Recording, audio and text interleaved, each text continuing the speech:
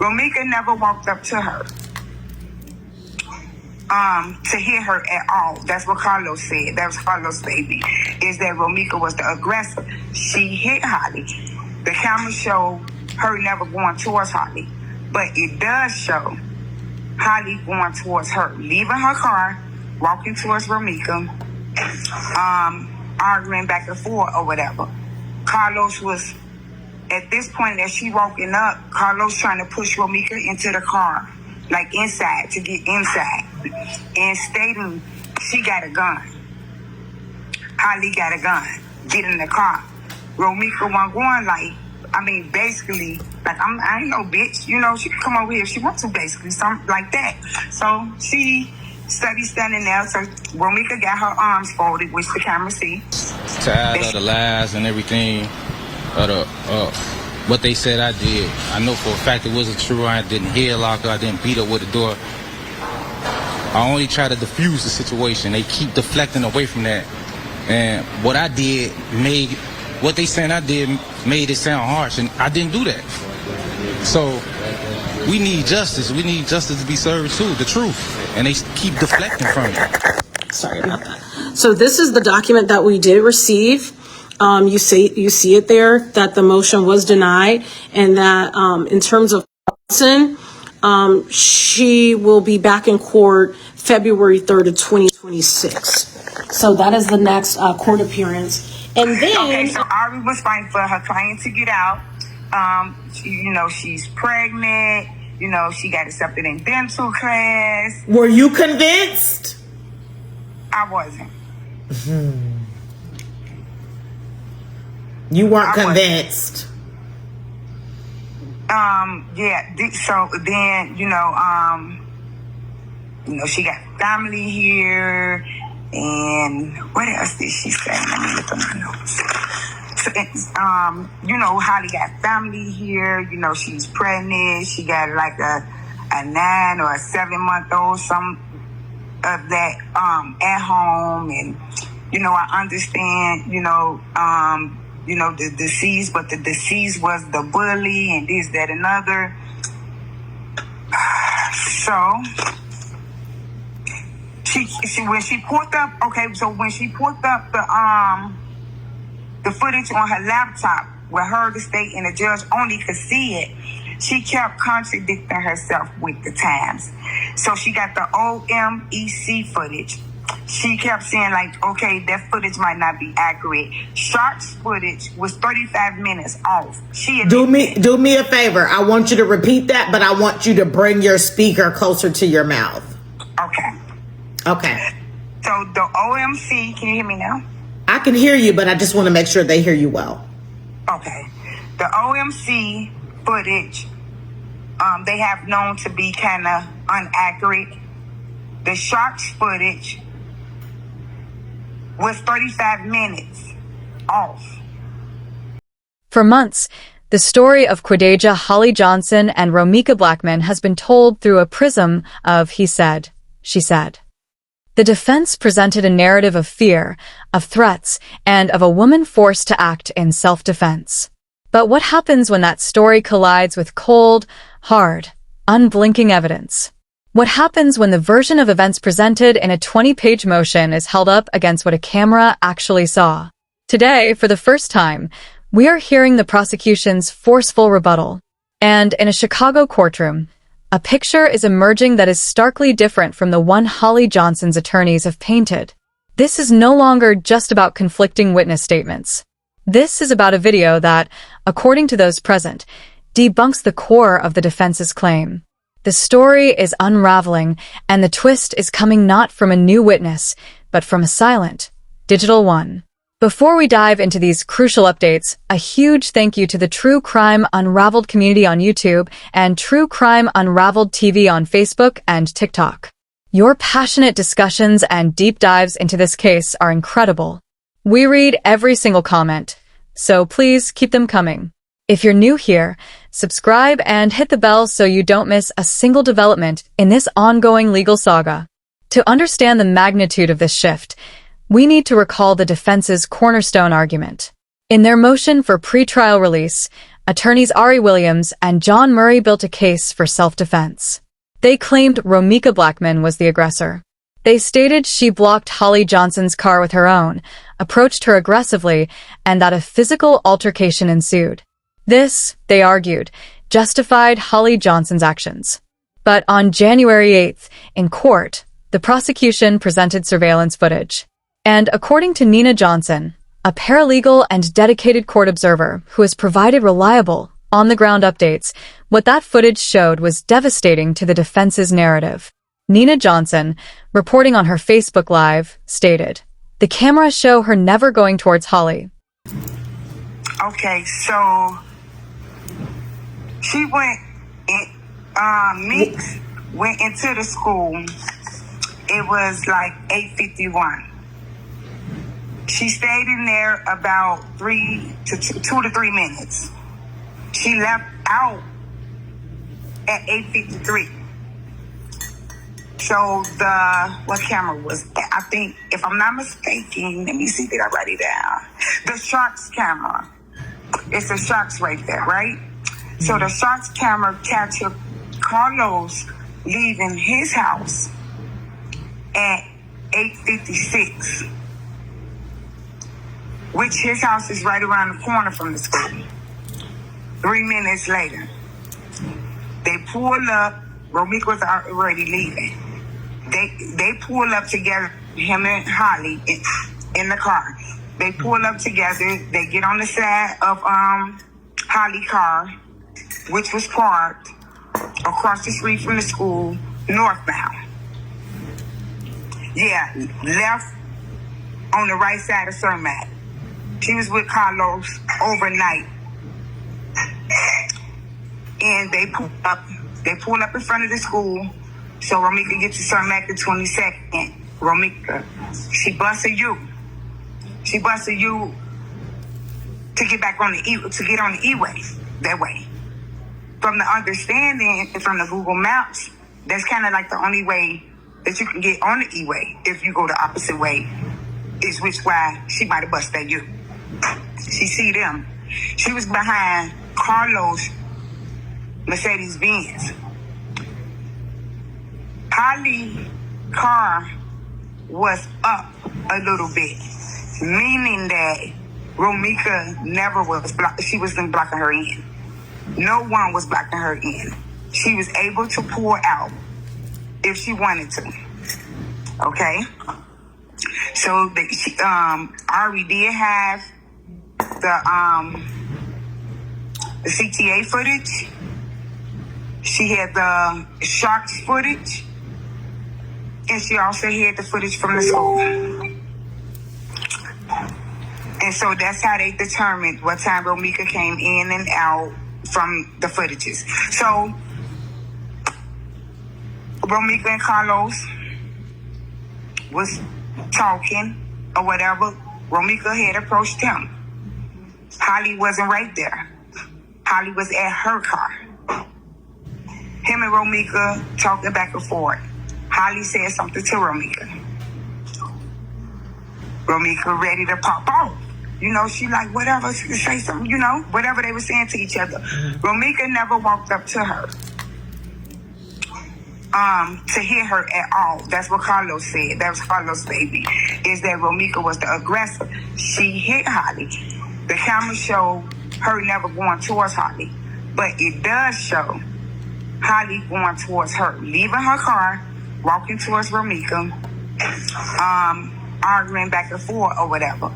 Carlos was, at this point as she walking up, Carlos trying to push Romica into the car, like inside, to get inside, and stating she got a gun. Holly got a gun. Get in the car. Romica wasn't going like, I mean, basically, like, I ain't no bitch. You know, she can come over here if she wants to, basically, something like that. So she standing there. So Romica got her arms folded, which the camera see. That she has her arms folded, but she still talking back and forth. Carlos come with his right arm. Let me make sure that I'm accurate. Yes, Carlos come with his right arm, grabbing Romica from behind as she's arguing with Holly. She's still standing at her car. as Holly walking up, but she's going back and forth with Holly. He grabbed her from behind, Carlos, with his right arm, put her in a headlock. You see Romica arms flinging, meaning like both of her arms is up. She got trying to wiggle out. Soon as she wiggles out, remind you, Holly was already walking up towards her before he put her in a headlock. So when he put her in a headlock, Holly get kind of closer to her. When she finally wings out the headlock, boom, it goes down. The cameras catch that. So you seen the footage? Did you see the footage in the courtroom? No. But they were describing it, because sometimes they don't show it. They at first they had cut it on. We didn't see anything. They had just cut the TVs on where we could see it and the judge could see it, because she wanted to present that evidence that was on her laptop. So he okayed it. He said, but he didn't want us to see it. It's because he didn't want to reveal anyone else that was on that footage, license plates, numbers, and things in that nature. So things won't escalate. So he showed the footage while we was there. None of us seen it. We didn't hear anything either. Only the state, Ari, and the judge seen that. Okay, so that was watching. So basically, let's paint the picture. The camera, what they did reveal and what they show was only visible to the judge and Ari and the prosecution. Romica never left the side of her car. It was impossible for Romica to take a lick off of Holly. She detailed that the footage clearly showed Holly Johnson walking from her parked car across the street towards Romica, who remained by her vehicle. The prosecution, as reported by Johnson, methodically laid out that at no point did Romica Blackmon block Holly's car or launch a physical attack. This is a seismic development. The defense's claim of an imminent physical threat, the very trigger for their self-defense argument, was directly challenged by video evidence. Tia Ewing of Fox 32 also reported on this pivotal moment, confirming the judge's denial of Holly Johnson's release, noting the legal battle now hinges on these conflicting interpretations of evidence. So, if the video contradicts the physical altercation, what about the witnesses? The defense has fiercely attacked the credibility of the state's key witness, the young woman from the bus, focusing on her noise-canceling headphones.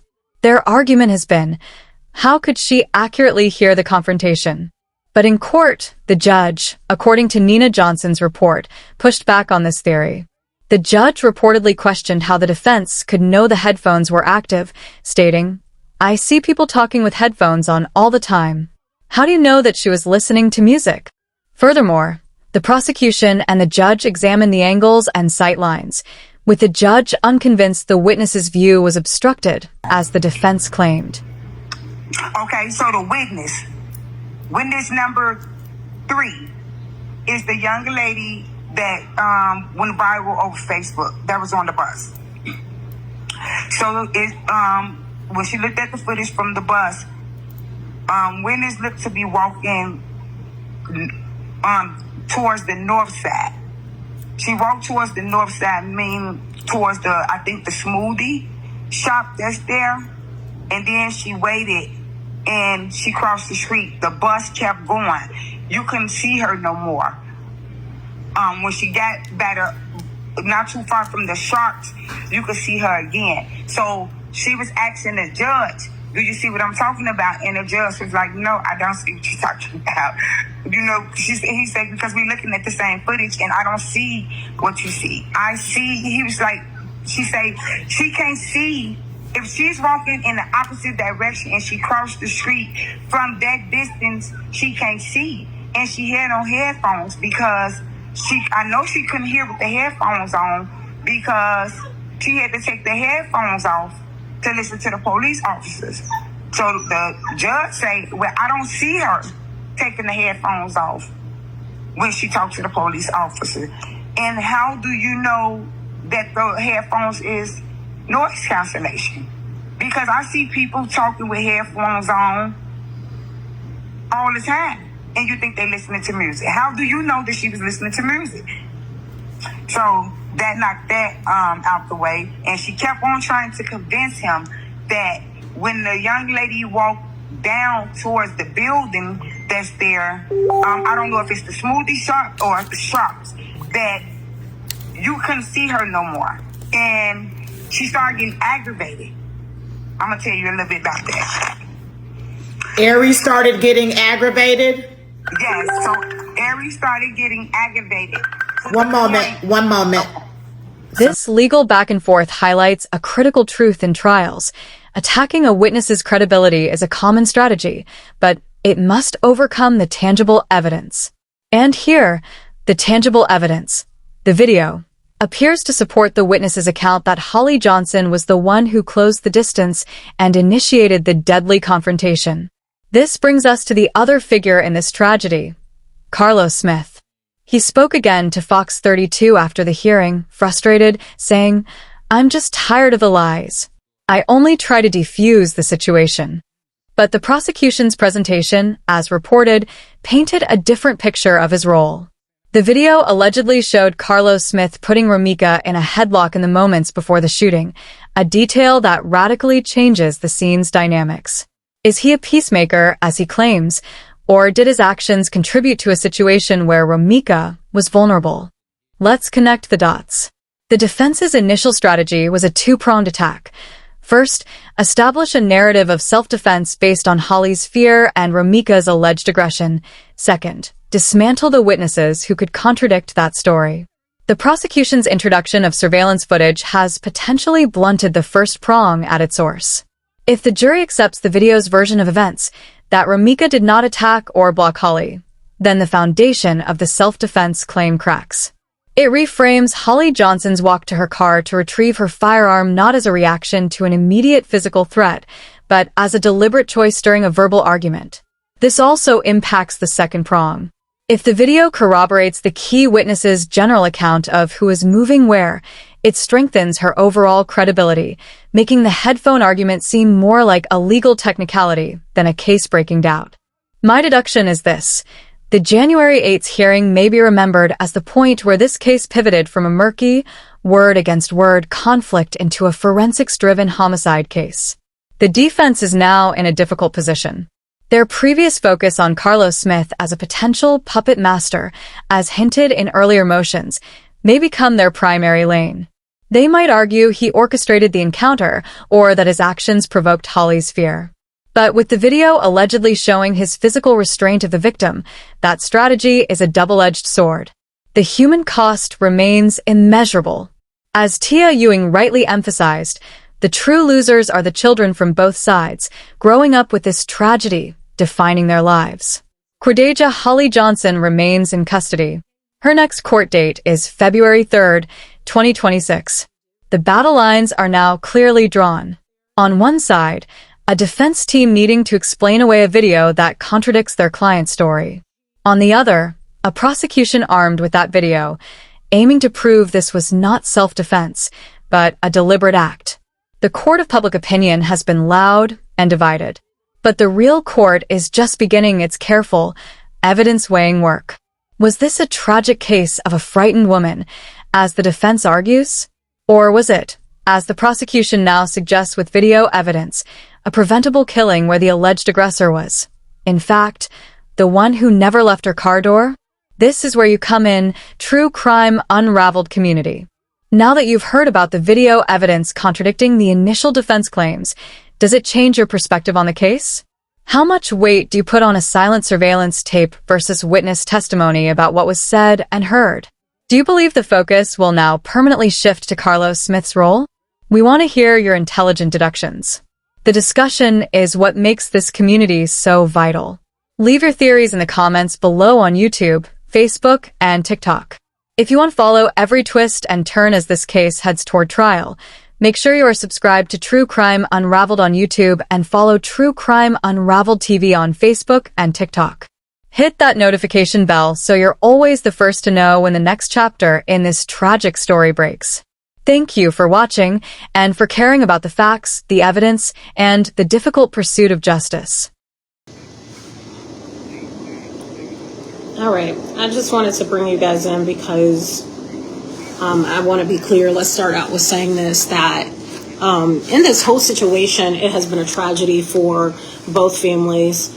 Whomever is now left to raise, while Holly is in jail, her child that is out in the world without their mom.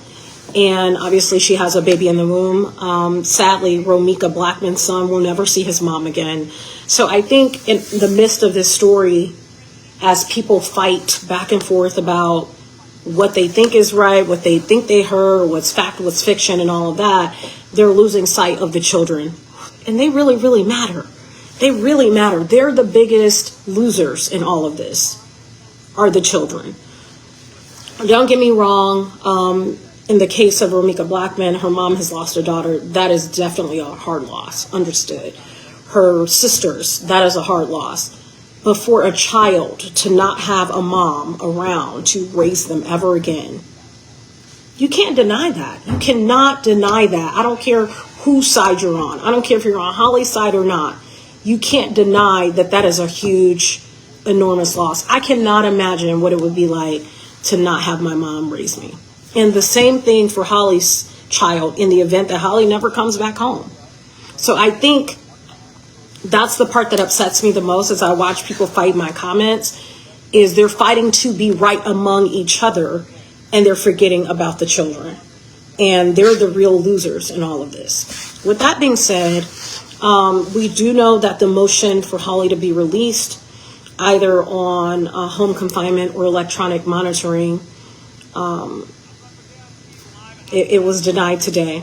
Similar to what I brought forth yesterday about the attorney on behalf of Holly, Quadejah Holly Johnson, saying that, you know, she takes issue in terms of their case. They take issue with the 911 recordings and also surveillance video matching what the star witness is claiming that they saw. There's mention of obstruction in several points of view of the surveillance video of this star witness, questioning if that person actually would have been able to see what they claimed they saw, because in the video, surveillance video, allegedly, I have not seen it, this person is behind a wall as they're calling 911. So how are you seeing what you claim you're seeing if you're behind a wall? In addition to that, you also had on noise canceling headphones. That is what has come up, okay? Just to give you the basis of what's come up in the case, what we know to factually have come up.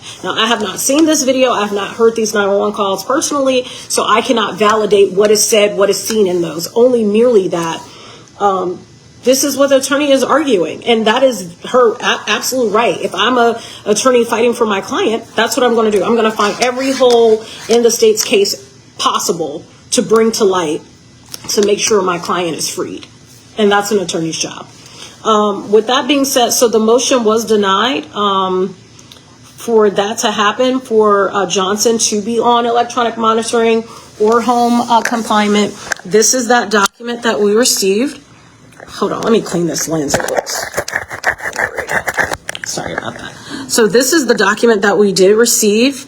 You see it there, that the motion was denied, and that in terms of Johnson, she will be back in court February 3rd of 2026. So that is the next court appearance. And then this is the interesting part. So after court, our photographer, we have heard from Carlos Smith before.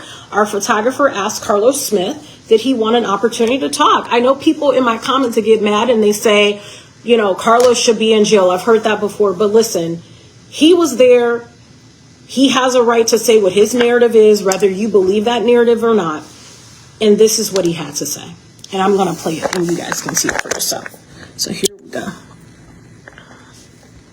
Let me get my sound together. Hold on. Let's flip it back around because my sound is down. I apologize. I only try to diffuse the situation. Okay, so let's make sure the sound is all the way up so you guys can hear it. And I'm just tired of the lies and everything, of what they said I did. I know for a fact it wasn't true. I didn't headlock her. I didn't beat her with the door. I only try to diffuse the situation. They keep deflecting away from that. And what I did what they saying I did made it sound harsh, and I didn't do that. So we need justice. We need justice to be served too, the truth. And they keep deflecting from it. All right, so that is our story that we put out there, part of it. And somebody brought up an important point, and I'll address this, and after that I'll be done. Somebody said, how do we know about the noise canceling, if it was on or off? That is something you may not know, because on noise canceling headphones, you may see them on the outside and know that model, based on what you see, you may be able to identify that, yes, that is headphones that come with noise canceling software. Can you deactivate noise canceling? Yes, you can. Do we know if it was activated or not? I personally do not know that. That is for the attorneys of Quadejah Holly Johnson to sort out. But here I am as a person right down the middle. I know I have been accused of being on one side or the other. I'm right down the middle, and I'm just telling you what has come out. I don't know what they know. They may know more. But this is what we have. This is what on our side of things, we often, during a case that is ongoing, we oftentimes will not have access to the video because the case is ongoing. We will not have access sometimes to 911 tapes, often denied because the case is ongoing. So I can only tell you what has been put out there in the atmosphere. I'm not here to say Quadejah Holly Johnson is guilty. I'm not here to say that she's innocent. I don't know. That is not my fight.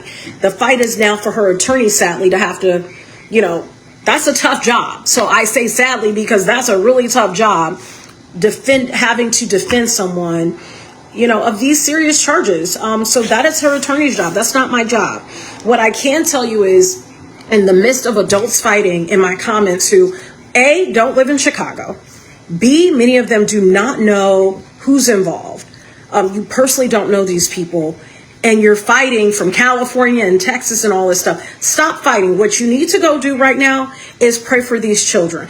Do you see what's going on in the world right now? Growing up without a mom, growing up without a dad is tough.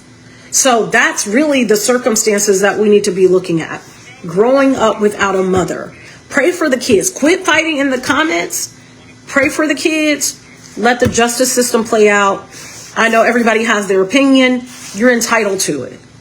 But just remember that part. The kids are the ones who are losing in this.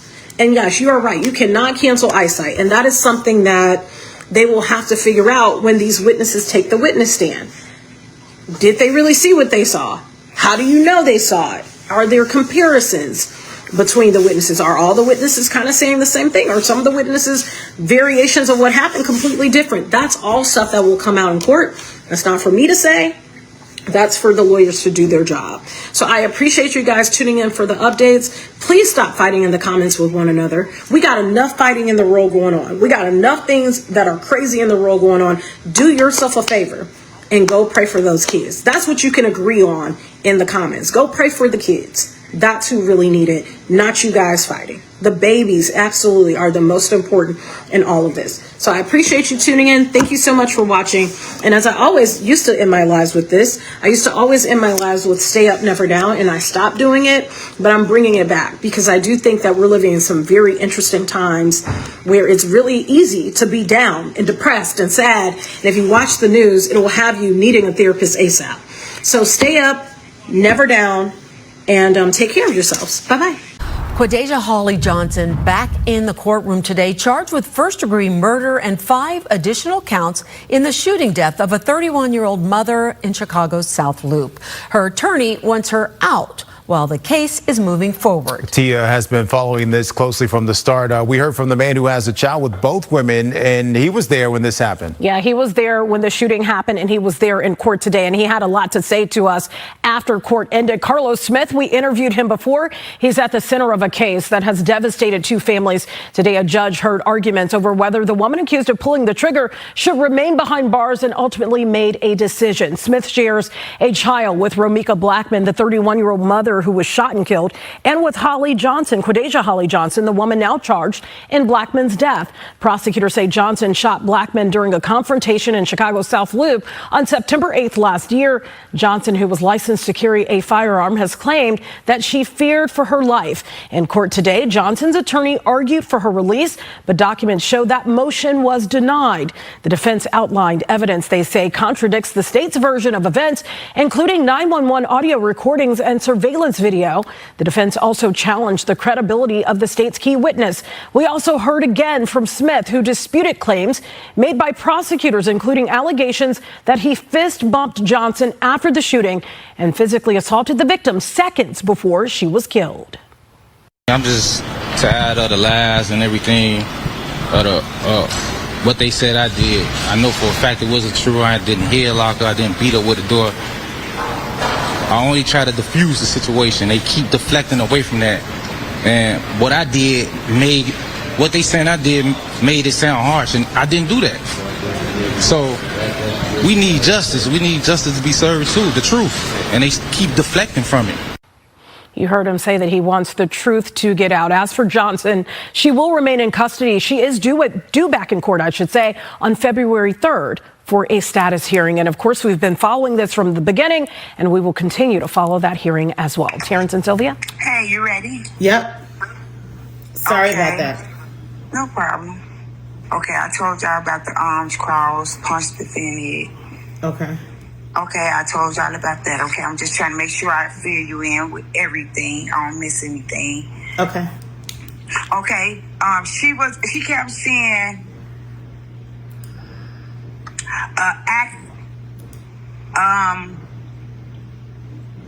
they was not acting in concert.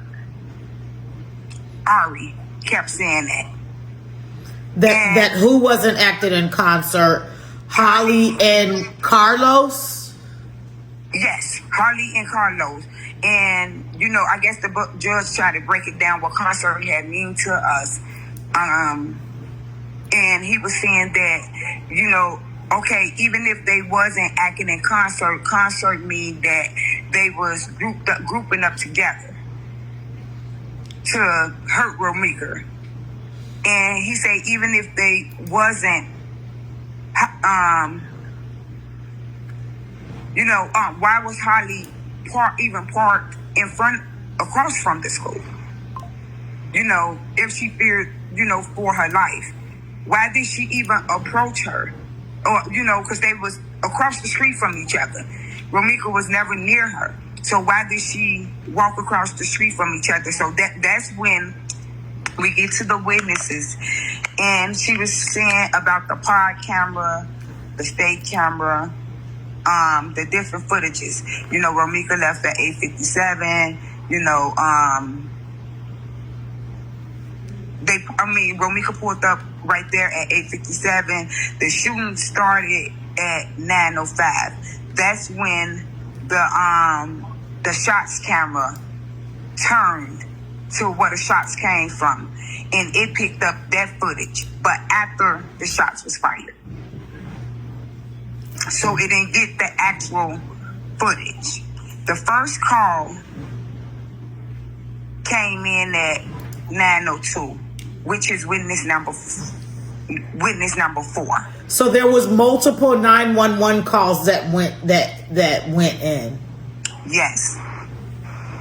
In total is 5 witnesses. Okay. And so they played the young lady witness. She is witness number 3 that went viral.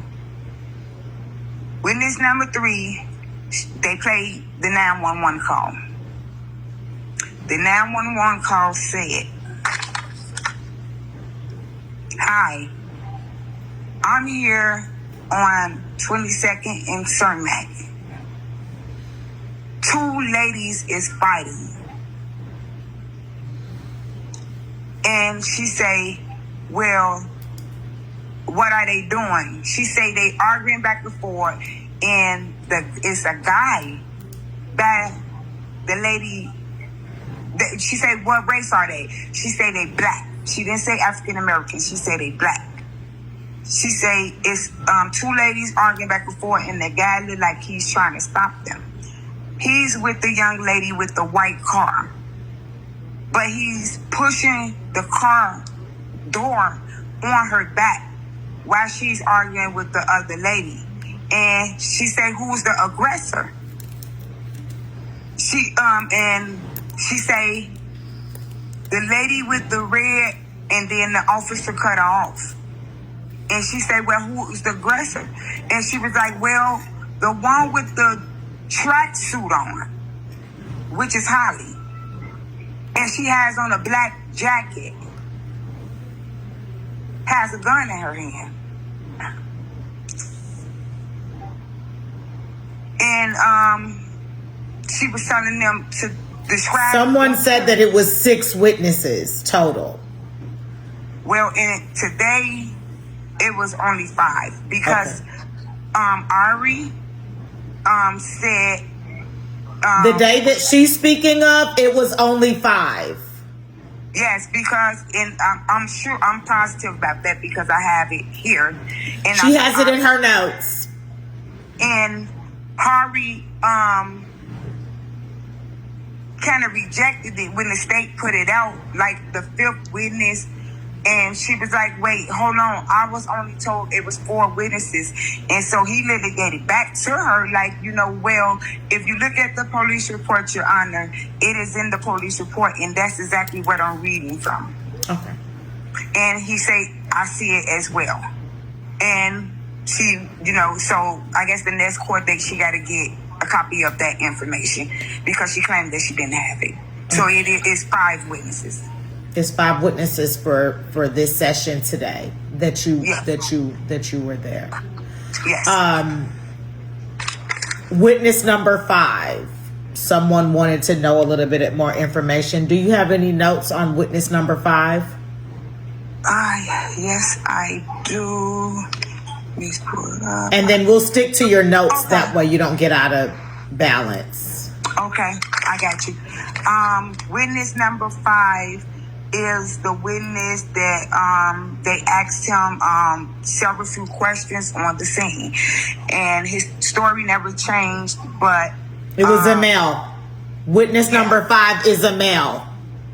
So he say, so did you see anything? He said, yeah, I seen everything. And he was like, well, what did you see? Did you see her pull out the gun?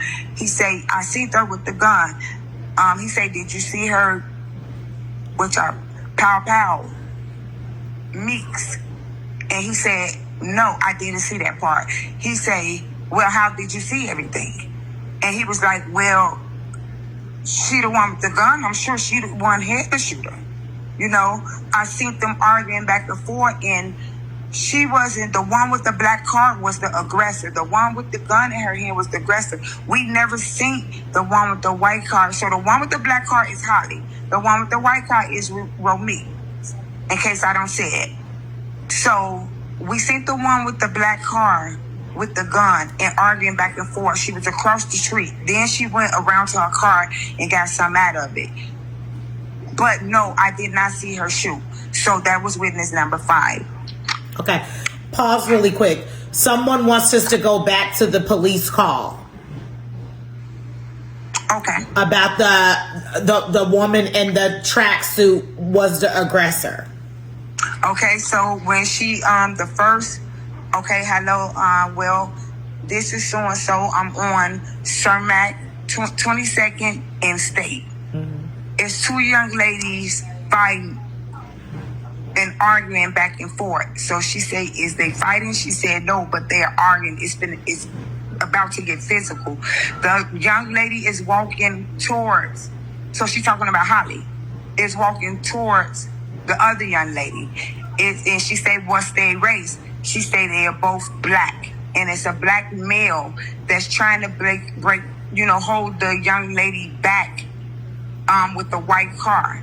He's pushing her in her car, but she got back out, and he's slamming the door on her back. And the officer asked, well, who's the aggressor? She said, well, the one with the red and the officer cut her off for some reason. And wait a minute. I'm leaving something out. I feel like I'm leaving something out. Wait a minute. The officer, okay. The officer asked me. Okay, yeah. So the officer asked her, what was the two young ladies' race, and who was all fighting or arguing. And she said, well, they're not fighting, they arguing back and forth or whatever. But the man is by the car, the white car with the young lady, and hitting her with the door, like she's in between the door and he's pushing the door on her. And she said, well, who's the aggressor? And she was like, well, the young lady with the red. And then she stopped and she was like, well, is they fighting? That's what the officer said. She said, no, they're arguing back and forth. And then she asked her again, who is the aggressor? She said, well, the young lady with the tracksuit on has a gun in her hand. And she said she has a gun. She repeated it. She said she has a gun. She said, yes. She said, well, I'm sending the police right now. Okay, And one moment. Kiki Lyon, what part confused you?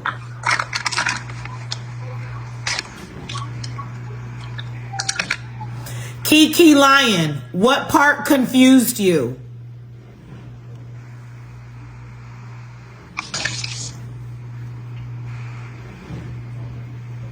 Holly was the aggressor is basically what was stated on the 911 call. And that first call was at 9:02 a.m. and 24 seconds.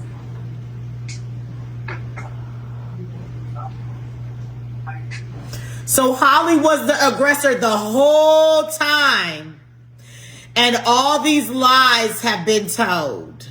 In the police report, also, let me not forget why I'm looking at it. In the police report as well, Carlos stated that the judge read it off in the state. Carlos stated that Meeks, Romica Blackmon, had striked and swung at Holly. But the video footage from the school, from the pod camera, from the sharks, from each angle, determined that Romica never left the side of her car.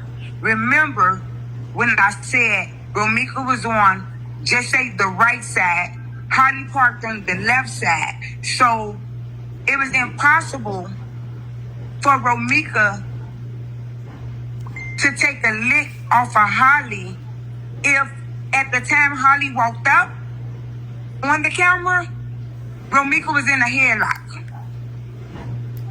He said he telling Romica she got a gun, she got a gun. I guess Romica wasn't listening when he was pushing the door on her back. And so he came up behind Romica, and you know, while she was still focused on Holly, arguing back and forth with Holly, still standing at her car, Romica was still standing at her car, and then he took his right arm and put her in the headlock. He put her in the headlock as Holly was walking towards her. When Holly got to her, he let her go. Soon as she came out of the headlock, like not even 2 seconds,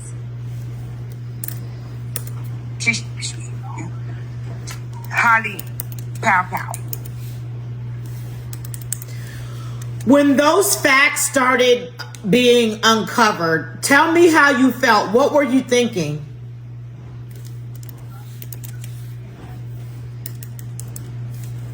I was thinking that it's a success. It's going to serve justice for Romica. Like in the beginning, like I was sitting, you know, with a few people or whatever, and they was, you know, because, you know, the state hadn't really spoke yet. It was all Ari. You know, she was shooting. She was shooting her shot every way she can. Whatever she needed to say, she said it. You know, I even caught her in some lies, and I was just the backseat driver. And I just knew I don't know. It would have probably put a dent in my heart if it would have came out any other way, because I just knew, certain people was like, I feel weary, this is not looking good, and this, that, and other, because she had so much evidence, and I just kept saying like, you ain't heard the state talk yet. You ain't seen what the state have yet. He humble, he calm, he cool. He listening to everything thoroughly. I just knew that Holly was not leaving that court, not today. Okay, I got something interesting, but I can't share any details. But I was just messaged by witness number 6. I was just messaged by witness number 6, and according to the communication between me and witness number 6, whom I will not reveal anything that we discussed, her initial message to me took place December 18th, and she gave me a little bit of information, and I told her what she needed to do. So she gave information, which she is numbered number 6, but she's also waiting for someone to communicate back. And that's all I can share about that. So that's probably so there's 5, and they're working on her. 6, and I have been in communication, but I will never share any information. I will never share what's discussed. I don't do that. Okay, so I'm happy because I remember everything that we discussed, and she actually did what I told her that she should do. So God is moving. Yes. God is moving. God is moving. So, what else would you like to share? Anything that sticks out? I want you to get everything that you want to get out, and then I'll just ask you questions, and then we'll get... Ari did not step down. It appears that Ari had Attorney Murray prepare that motion that was submitted yesterday or the day before. Murray was not in court today. He was a part of the last motion that was submitted.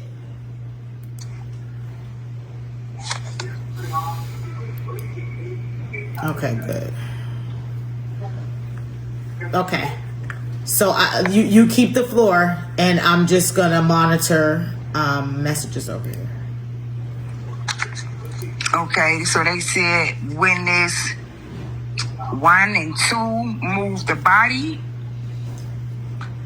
Witness Carlos is... Wait. I want you to say that a little bit louder.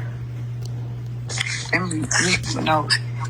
It say witness 1 and 2 move her body. They didn't drag the body. They just, like, when they say move the body, meaning that they possibly turned her on her side because she was like kind of choked up. Okay. They laid her on their side. Witness 1 and 2 kind of laid Romica on her side because at this time she was still alive, and apparently she was choked up. So are you saying they were trying to assist her? Right. Okay. It was 3 rounds. Okay. Phase. It was 3 rounds shot from the firearm. Yes.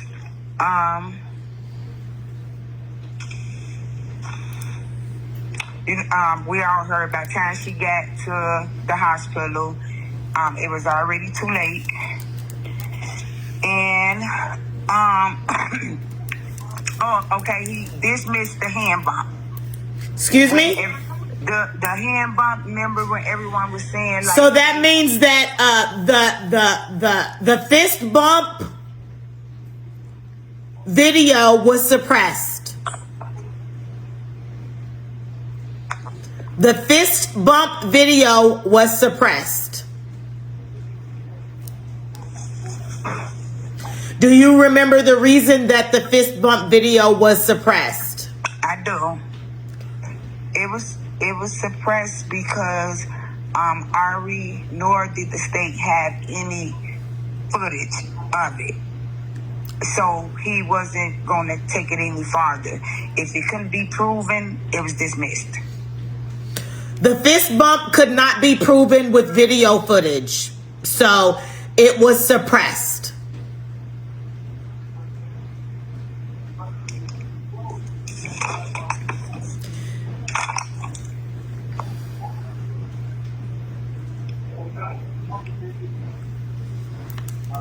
Okay, then he stated that, witness number one isn't really, this is the judge stated this, like, he was going through some of the paperwork, and he said that the witness number two,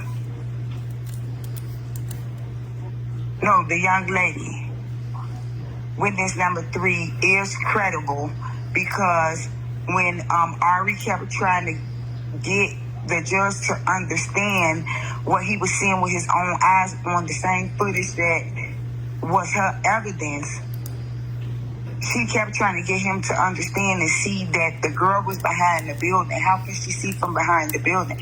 And he kept saying she's not behind the building. I don't see what you see. And she was like clearly you can see, just say like this the building. So she pointed to the TV, the monitor. Just say this is the building, this is the north side. If she's walking west and the building is right there, she's behind the building. He say, well, when you say when she crossed the street from when the bus dropped her off and the bus pulled off, she was out of the camera. You or I couldn't even see her. So when she got by the building, just because she's by the building, don't mean that she's behind the building. She's by the building is what I see as the judge. She's by the building. So that means that, and she was like, well, that's... One moment. Go back to the statement that you had about witness number one. He isn't really credible. He isn't really credible. Right, because he is a bias. Meaning that, he brought, he's... 3 to 5 time felon, he criminal record. Yes, he's been arrested for this, that, and other, and scam. So did he get suppressed? No. He's still a witness. Yes. Hot damn. Because he was on the scene. Because he was on the scene, he's still there. Yeah, he seen everything from the start to finish. No cameras caught the pow. So he's the only witness to that. He also stated that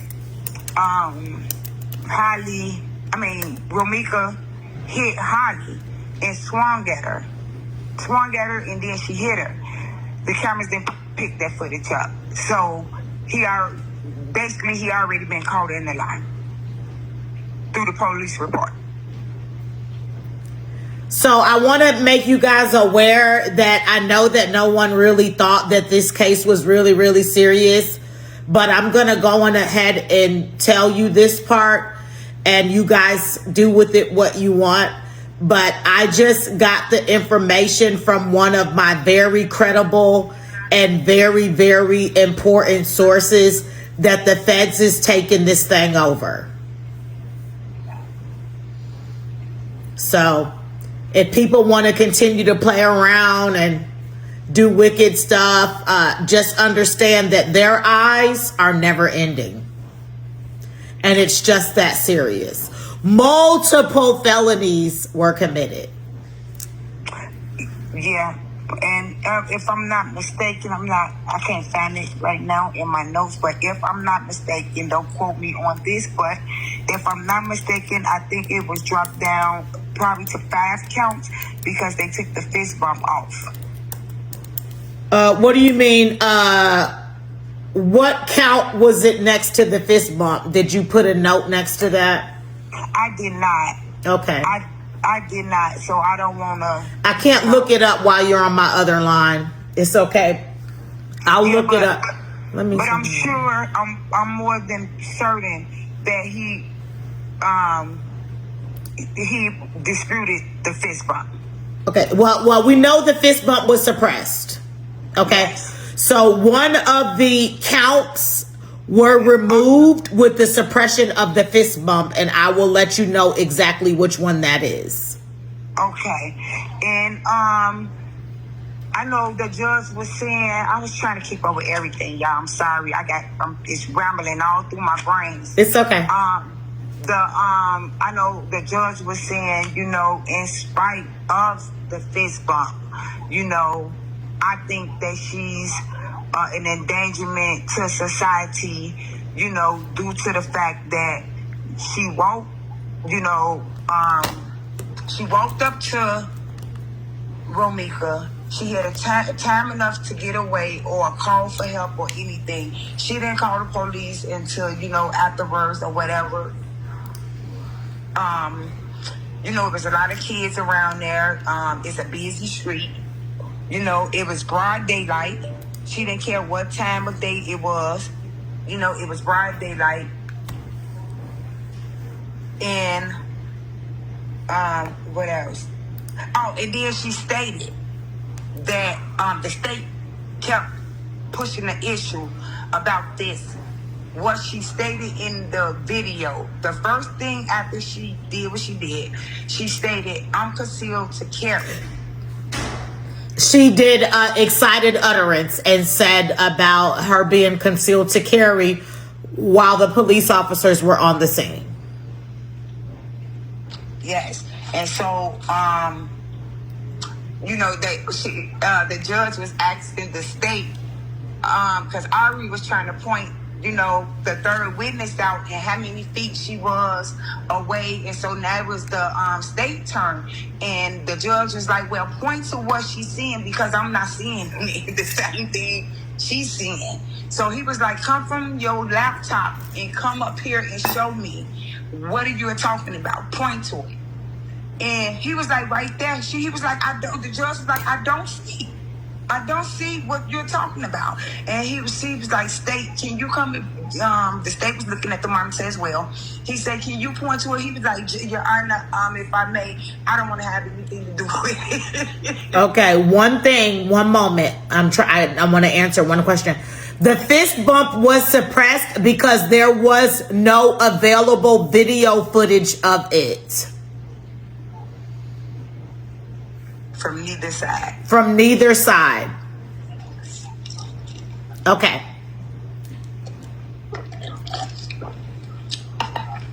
So when the young lady that walked in the opposite direction of the incident, which is witness number 3, Ari kept trying to convince the judge that she couldn't see that far. And he was like, if she turned around, she can see. She was like, well, it's impossible for her to have some beats, not the ones that you put in your ear, the ones that go over your head, the big beats across your head. She couldn't hear, and then she was walking in the opposite direction. And the judge told her, like, well, how do you know that she couldn't hear? And if it's only 350 feet, how do you know how far she can hear? If her statement interacts with DoorDash, the witness from DoorDash statement.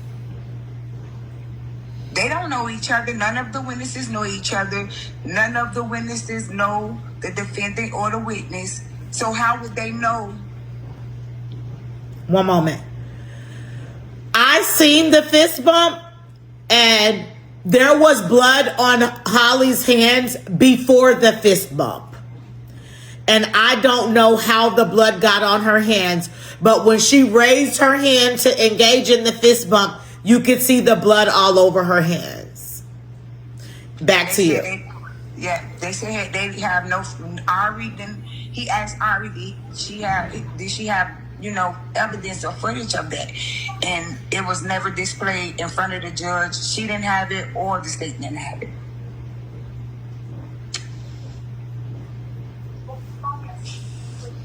Okay.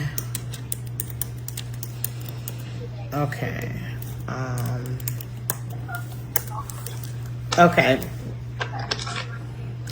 There was no available footage of the fist bump. There could be a possibility that the feds may have it because everybody else had it. It was a big topic. We'll see. Okay. It's been a big topic for a while. We'll see. Okay. The court does not need the fist bump video with every other thing that they have. It's not even necessary at this point. We see how serious the matter is. There was motions filed for her release 3 and practically 3.5 times, 3 times, and was denied all times. So there you have it. Okay. We'll let you finish. Okay, so the state stepped in. Let me tell you about the state a little bit now. We're talking about the state now. So the state stepped in, and now it's his turn to, prove why she should stay in jail. Because Aries been doing a lot of talking, right? Right. So you could tell. So okay, the end of Ari first, and then I'm gonna step into the state. So Ari was like, you could tell she was agitated. She was glancing like out, but not too long, like a quick 1 second glance, and then glance back in. It's because from her trying to overtalk the judge and get the judge to see something that he keeps saying that he doesn't see. So, you can hear us kind of like a little commotion up. Everybody's like, wow, she's really trying it. Right. And so she kept on getting her times mixed up. She was like, well, witness number 2, number 3. She kept hitting on witness number 3, which I guess is the strongest witness for the state side. So she kept saying witness number 3 don't need to be a witness. Oh, this is bias. It's bias because witness number 3 then called to the police and then the judge stepped in. 9:02 and 24 seconds. So go ahead. And so we get the key a little bit or whatever. And so she, at first she didn't want to get up. She asked him could she sit at her desk so she can, get her notes and stuff from her laptop. But unfortunately, she couldn't even sit down. Her nerves were so wrecked and ruined because everything she was saying, the state didn't have to say nothing. The judge was already on it. On everything she was saying, everything she contradicted herself on, meaning with the times and why witness number 3 didn't need to be a witness. The judge corrected her on it himself. So now I'm gonna go to the state. So the state came with, the reasons why she needed. For everything Holly said, he had an answer for it. He say, it was. Wait a minute, for everything Ari said or for everything Holly said? I'm sorry, Ari. The state had something to say on it. Why would she might won't fly away or be a fly risk, but she's definitely an endangerment to the community. She got the order of protections. If it wasn't in concert, meaning her and Carlos together or as a plot, it's like she didn't care about anybody but herself or what it was she was doing. She didn't think about that, it's CPS school dispatchers out there that could have got harmed. It was students and kids walking. She's right across the street from a school. You know, we can see from the footage. He say, you know, Ari showed you the footage. We see the footage, Your Honor, and you never see Romica walking to Holly. You see Holly, for Romica to be the aggressor, Romica never left her car. Romica was still standing there. She was in a headlock, quivering to get away as Holly walked up to her. Holly walked away from her car to argue with her, tell her, Romica, that she was going to shoot her in the face. And she said it twice. Wait. She said, I'm going to shoot you in the face, bitch? Yeah. Wait, yeah. She told her that she was going to shoot her in the face. She said, I'm going to her, the exact words that I'm reading right now, and I can remember clearly. I'm going to shoot you in the face, bitch.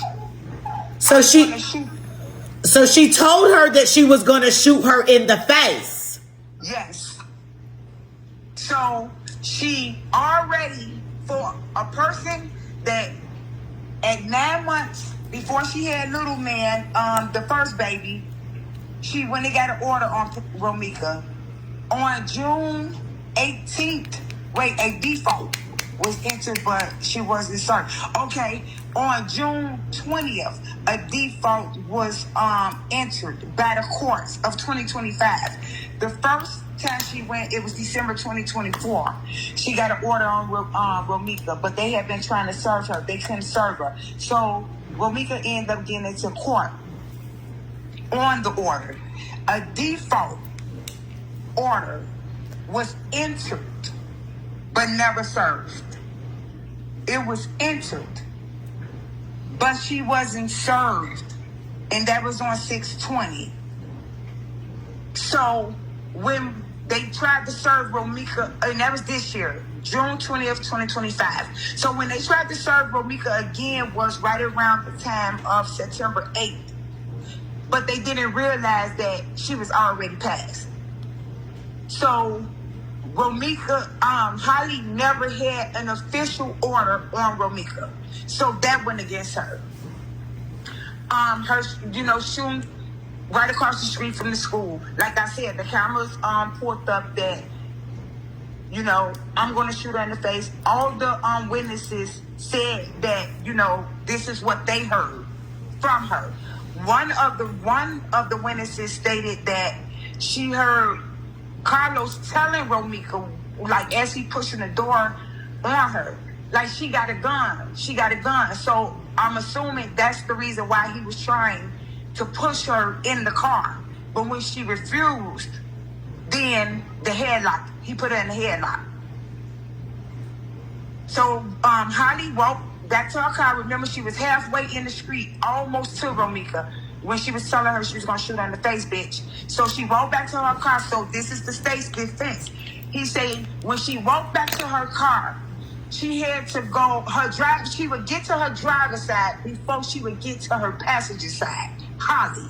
So she walked past her driver's side, around the back of her car, to the front seat. Her baby was in the back seat on the passenger side. She walked past her baby, past the driver door, around the back to the front seat, retrieved the gun, came back past her baby, around the back, across the street, all the way to Romica. That's when Carlos let Romica go. In the split second, not even 2 seconds, in a split second, when Romica lifted up, when she finally got away from him and wiggled out, and she lifted up, boom.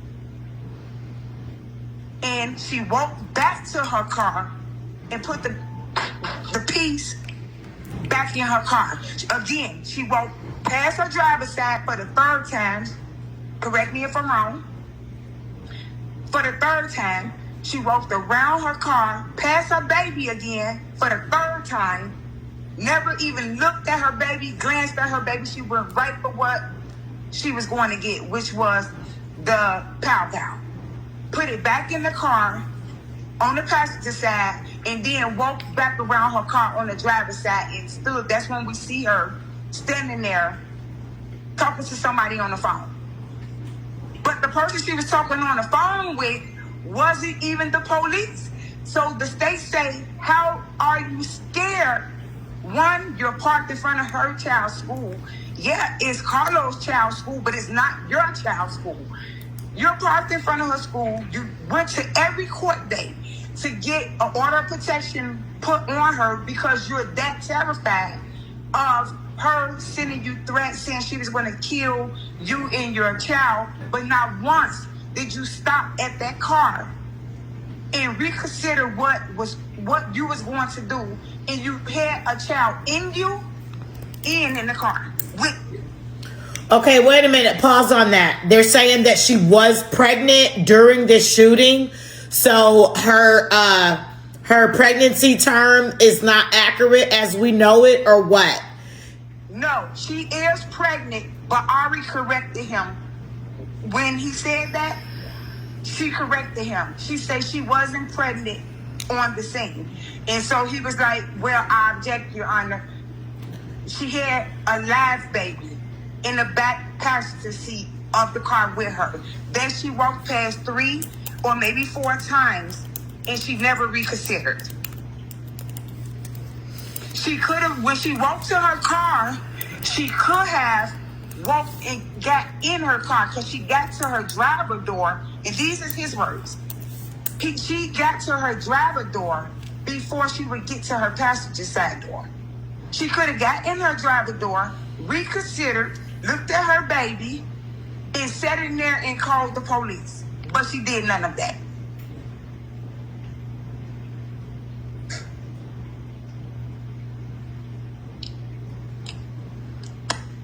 And she didn't follow the gun law protocol. She didn't call the police.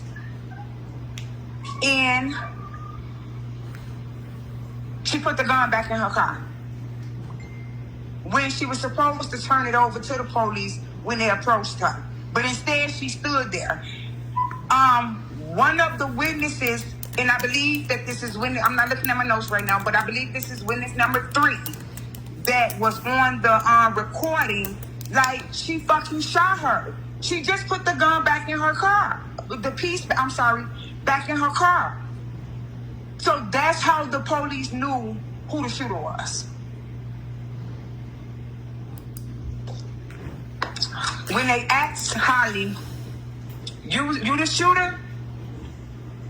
I believe it was a female officer that asked her this. You the shooter? She said, yeah. And that's when you hear her say, I'm concealed to carry. I got an order of protection on her. And they, the state say, she wasn't, for this to be her first time ever killing, someone or ever shooting someone, she wasn't surprised. She wasn't, oh, I'm sorry. She wasn't nervous. She wasn't shaking. She had no reaction. The only reaction she had was like she was waiting on the police to come and ask her so she can say, I'm concealed to carry. I have an order of protection. And he say, and she doesn't, she's concealed to carry. But she doesn't have an order of protection on her. And back to my first argument. If I'm so scared of someone, why would I be right in front of their child's school? So he said, I believe it was arranged.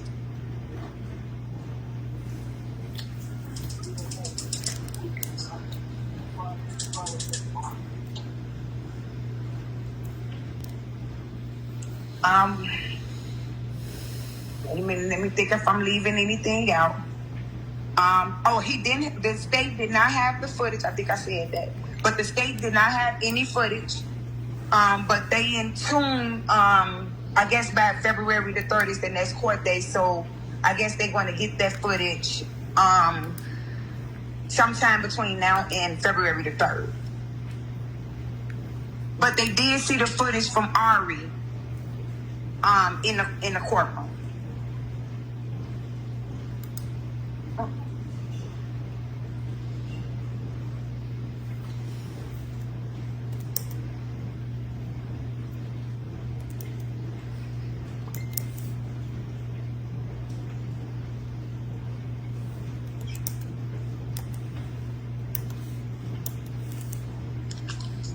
I'm just looking over my notes, y'all. Give me a little bit seconds.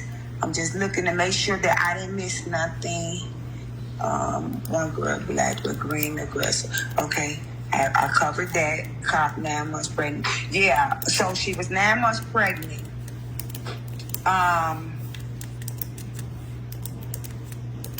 When she got when she went into court the first time and got an order, tried to get an order on Romica, that was never actually served to her. Okay, a question. Did you observe Holly while you were in the courtroom? Oh, yes. Okay, now everybody wants to know what you observed. Let's talk about that for a little while. She was very nervous. Why I say that? Her body language says it. She had on a white mask, black weave hair. She had weave in her hair? Yeah, she had, that was, weave. Oh, they let you wear weave in jail now? I didn't know that. Yeah, she had weave in her hair, black weave. Okay. Like a side part. I seen that when she turned around, her auntie was like trying to get her attention or whatever, and like, hey, you know, way better, like happy, try to, I guess, motivate her or whatever. And she just nodded her head up and down and turned back around. And I didn't really see her turn back around because I was like in the second row on the opposite side of where Holly said. Like Holly was on the left side and I was on the right, and I was on the end on the second row.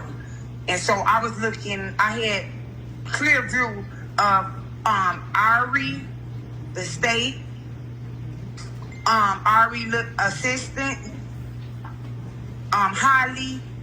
I had a clear view of her. She was just sitting there, you know, she had her arms folded, like, you know, across the stomach. She had her arms folded, and, you know, her full attention was like just looking at the judge or whatever. And so, as Ari, you know, at first she was just looking straight at the judge. You know, she seemed like she was trying to be calm, but she was tensed. Like her shoulders was kind of up, and then she folded her arms. That's when I noticed that she folded her arms in front of her, I guess to try to, you know, keep her composure or whatever. I'm not sure about that, but that's why I saw him. She was looking like just straight at the judge. When they got going back and forth, the state and Ari was going back and forth, and, you know, Ari started getting nervous, and we all could see that. I mean, it was in her voice. Her voice started kind of cracking, like, Your Honor, Ari. She was like, Your Honor. Like, how can she be a flight risk?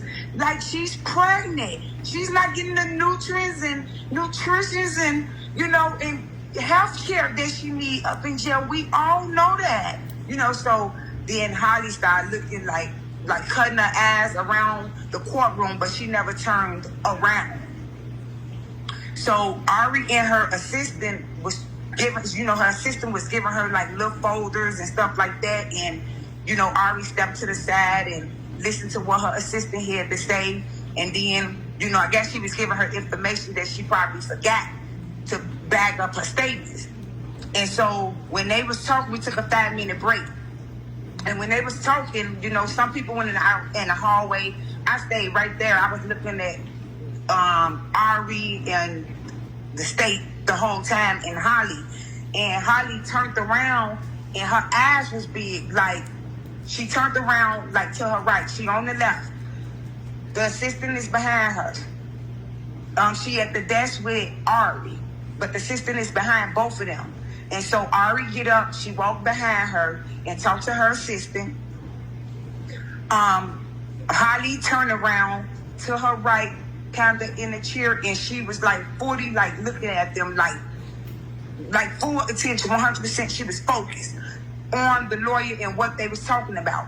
At this time, you could see she wasn't teary-eyed, but her eyes was moving back and forth to like the state being Ari, as if she was like probably getting really nervous.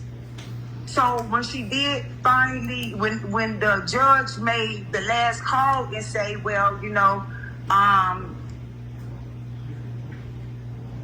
he said, like the motion is denied. Yeah, that's exactly what he said. He said, well, motion is denied, and we'll continue this on February 3rd. And her eyes just went down. When she came back up, when her eyes came back up, her head never dropped. But when her eyes came back up, I was looking right in her face. Ari was rubbing her back, like, in the, it was an officer, a sheriff on the left side of her, sitting in the chair. And she was looking at Holly in her face for like a long time, but Holly wasn't paying her any attention. She was looking straight at the judge. And then she started looking at, Ari, her attorney in the state, when they was, showing the footage and going back and forth, litigating, I guess that's what you call it. Mm-hmm. So when she got up, we couldn't say nothing. Her team couldn't say nothing. She just got up and she had that pregnant walk, like that little wobble, like walking to the side. She's not even that big. I mean, I ain't seen her, but she ain't even that far along. She not. But I guess that was her little play walk or whatever. But she got that little wobble walk as if she's probably like 6 or 7 months. But I was looking at her eyes. I was trying to see, and then she how you walk around the desk. So she got to turn kind of slightly my way. I could see the side of her face, and it looked like, I'm right there in the front, y'all. So it looked like she had teared up. She didn't drop a tear, but it looked like she had teared up. Because I was like, oh, now she want to cry. She ain't so funny no more. She cried before, I think, on the first hearing, when they tried to get her out the first time. So I have something that came in that I want to read to everybody really quick. She said she teared up. So one of my very reliable sources wants to share something, and I'm going to read it to everybody. This is her first time I ever seen her show emotions. She had tears in her eyes. Yeah, okay. That's what I mean when I say teared up. She didn't drop any tears as if she was like crying, but her eyes watered up. If she would have stayed a little bit longer, the tears would have, they probably would have fell, but I didn't see any tears. I put those extra charges on my page if you want to go there after this and check it out. I have her on my other phone, so I can't look anything up while I'm talking to you. So I want to read something to you that came from one of my anonymous and very reliable sources. But so she states also, she was supposed to, we're talking about the night before or whatever. Also, she was supposed to be gone from Carlos' house, but she stayed there with his sister the whole night. He was supposed to take Amir to school, but when he got home, she was still there. They was arguing the whole time prior when they was there 20 minutes prior. Romica just pulled up at the wrong time. Her job is 15 minutes away. She was on the phone with the coworker who heard it all.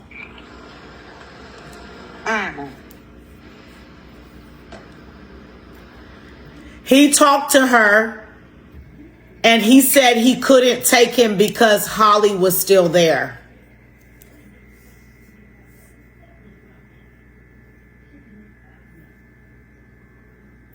She definitely appeared to have wanted to kill her.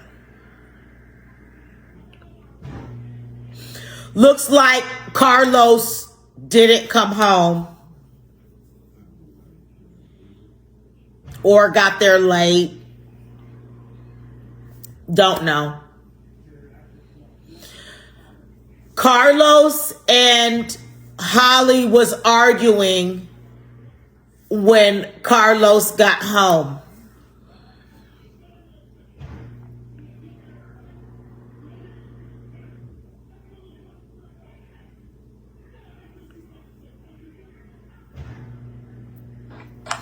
All right. Go ahead and take it. Anything else you want to share?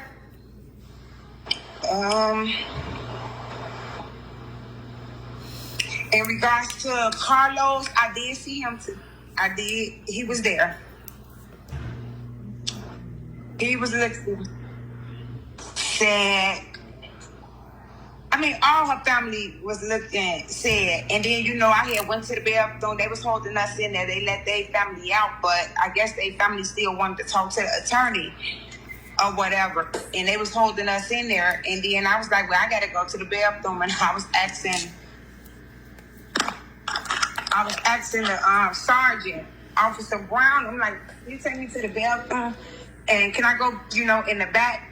And he was like, no, only the state's attorneys and the sheriffs could go back there. And I was like, well, you could take me. He was like, don't start no mess now. So, the officers was playing with us, like cracking little jokes and stuff like that, trying to make everything, I guess, keep everything peaceful. They her family, Holly family, was out in the hallway. And then he told me I could go to the restroom, like, around the corner from 301, so I kind of did that or whatever. And I came back, everybody was going downstairs, so I had met them downstairs. So that's when I seen Ari come out the courtroom as I was waiting on the elevator. I seen Ari come out the courtroom, and she looked at me, and I looked at her, and me and her connected eyes. Remind you that yesterday at the court, when I was at court, I told you that I was right there looking in the elevator at Ari and her little team, and I was looking all in their face. So I guess she noticed me today too, and we connected eyes. But at that point, like soon as we connected eyes, the elevator opened right up, and I just got on the elevator and went downstairs. But yeah, I think that's about it. Like, the judge had to tell the state to slow down. He didn't even really have to look at any notes. The state, like, he knew what he was gonna eat her up alive with, right off the top of his head. That was so stunning to me that it made me know.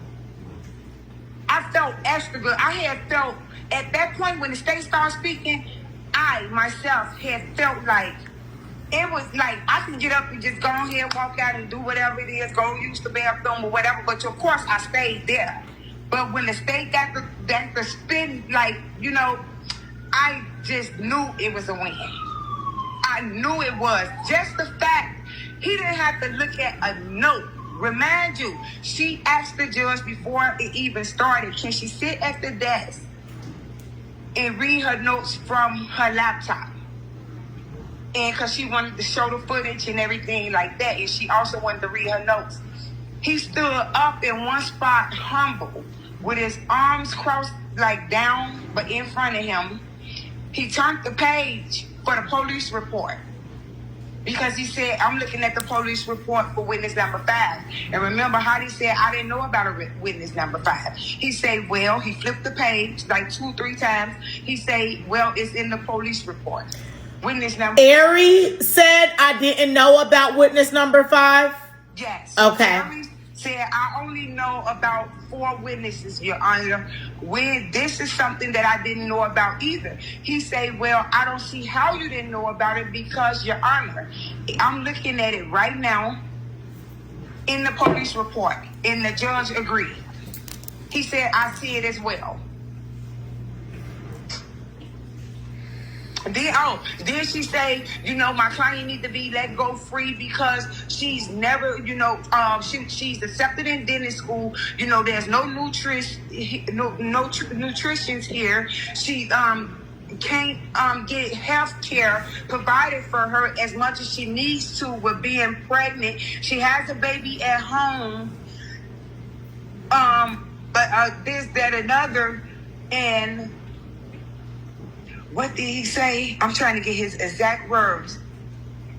Oh, and the state came back. He said Romica had a baby that she just dropped off at school.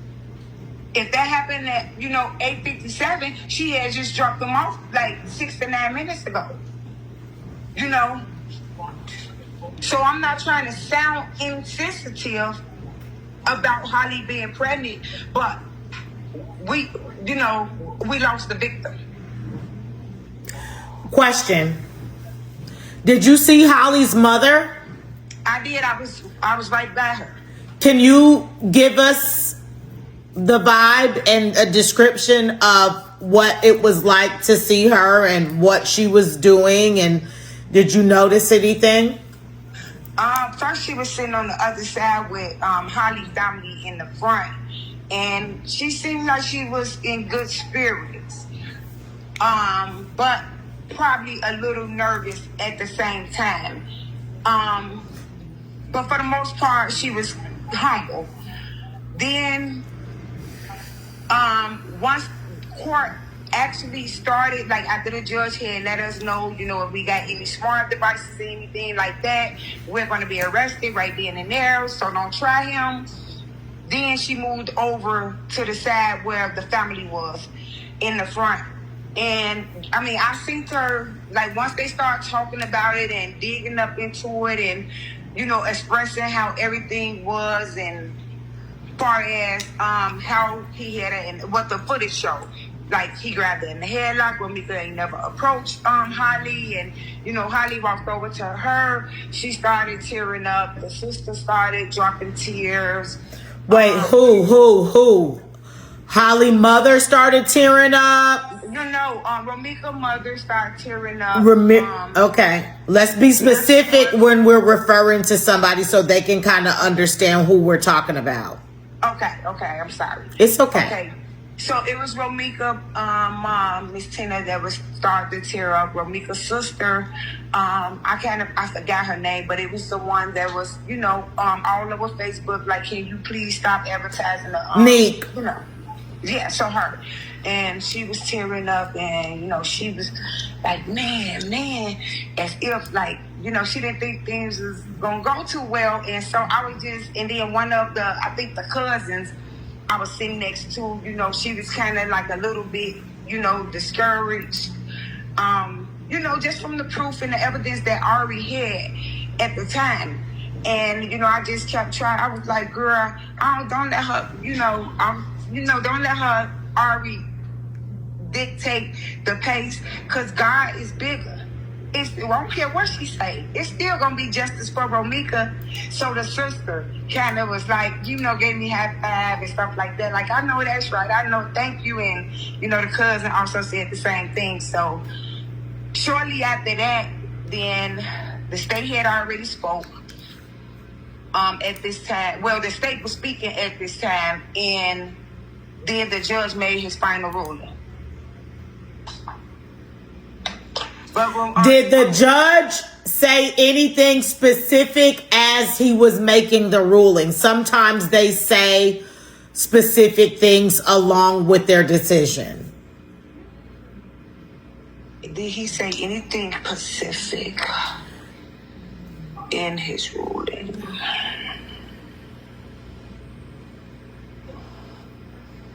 No, not that. Nothing other than, the reason, I know he repeated the reason why he was detaining her to stay in jail throughout, the case, and he wasn't letting her go home, is because it was too many, she was just negligent in every way, Basically, she was reckless with everything that she did in reference to the firearm, what she did, how she did it. So somebody's saying that they're confused. So let's clarify some stuff. Okay. Sienna, what part do you need clarifying? It seems like everybody's doing a pretty decent job keeping up. Is there something that you want her to clarify?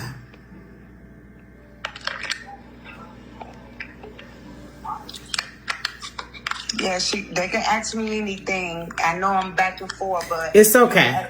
We get the point, and that's all that matters. We know we can't do it perfectly, and we don't expect that, but we're getting it.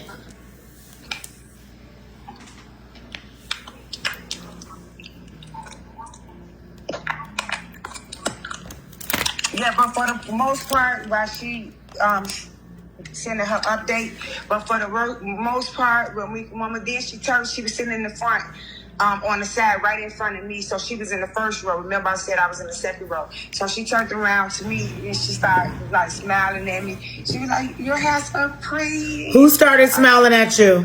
Romica's mom. Okay, because she likes color. Yeah, and I was like, oh. She always gets a piece of color in the front of her hair. Her hair is always slayed. Yeah, she had blue. And I was like, oh, thank you. And, she was more, then once the judge kind of was, laying everything out on white, because she turned around and she smiled. And that was more than enough for me. Yeah. Wow. Is there anything else that you would like to just share openly? Anything that stuck out? Anything that you just want to share? Not too much. Just that she said, but the judge put Ari in her place. You didn't speak on that. I think you did earlier. Yeah, I did. I was going to say, I did speak on that. Like I said, that the state didn't even have to say anything or correct Ari. The judge had already corrected her. When she said that it was the first call, if you go back, I said the first call. She kept getting the time frames confused at the time. And she said the first call came 8:57, and I just think she was talking too fast. She said like 8:57. He said, no, 9:02 a.m. and 24 seconds. Okay, go ahead.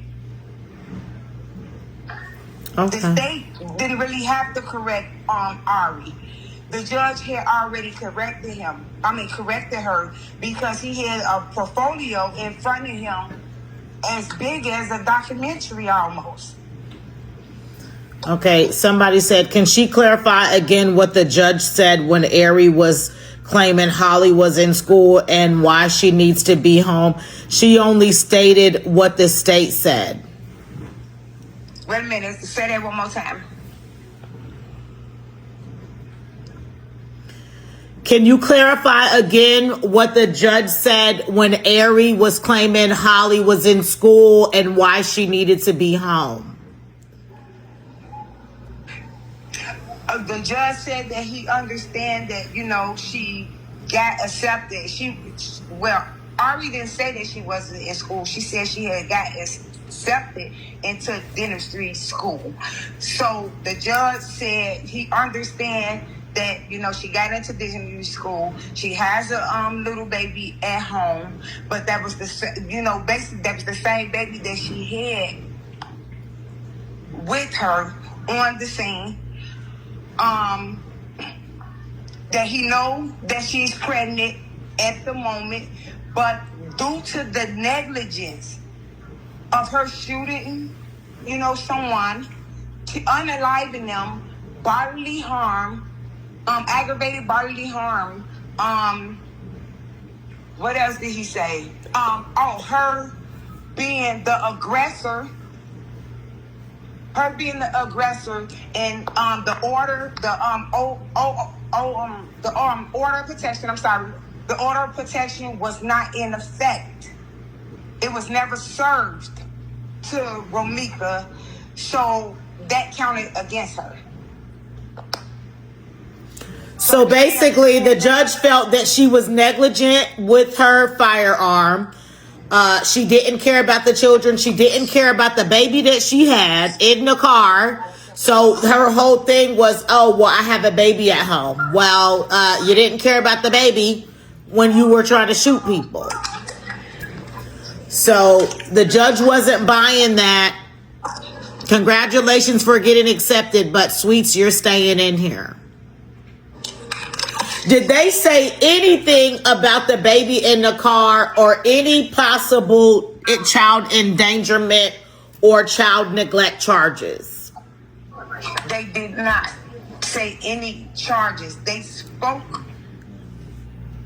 about how many times she walked past the baby that was in the car, They spoke about the baby was on the scene, but as far as me hearing Ari, the state, or the judge say, that she had any charges due to that, they did not state it. Okay. It was the case was totally about her unaliving Meeks and how that played out and what measurements she could have took to defuse the situation. The state addressed it about Holly. He laid out ways that she could have diffused the situation, and that's why they consider her as an endangerment to society. And those, in case you didn't hear me, I'm going to say it again. Those reasons were, it's a school there. It's a lot of kids, older people, work, that's a work area. It's a busy street. She shot 3 times. She could have went, you went to your car. You went around your car. You went past your driver door 3 times. And you never thought to reconsider after you said twice, I'm going to shoot you in the face, bitch. I'm going to shoot you in the face, bitch. Then you walked to your car, past the driver door, went around the back way. So imagine her in the middle of the street. She turned back to go to her car. That's the driver door. She go around towards the back. She passed her baby that's in the back seat on the passenger side to go to the front passenger side front door to retrieve her weapon. Then she walked back past the baby, the same way she walked over there, around the back of the car, past the front to go back over there. Then she pow, pow, pow. Then she go back to her car. She passed the driver door again. Go around, pass her baby for the 3rd time. Correct me out if I'm wrong. I might miscount. For the 3rd time. And then she put the gun into the car. So those were the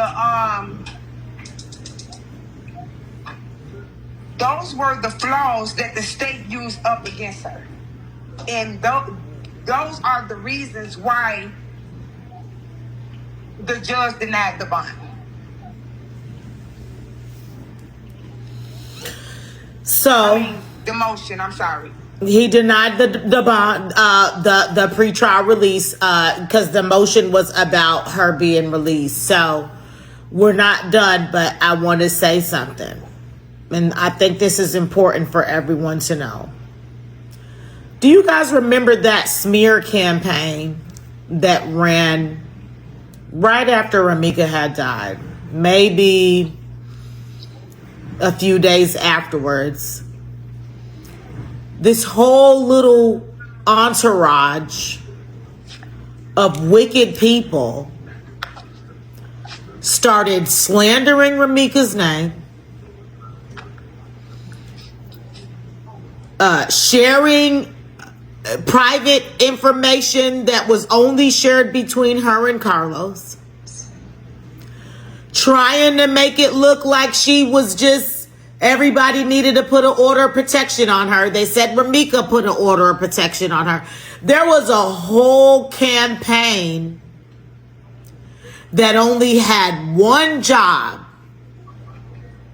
and that one job was to destroy and annihilate Romica's character.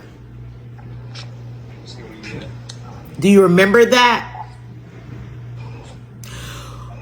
Anybody that was advocating for Romica at the time when Holly was free couldn't even get through alive in peace without the whole clan coming to the page, sharing Romica's dead body, causing confusion, telling everybody she deserved it, calling her names. Yeah, all that happened. All of that happened.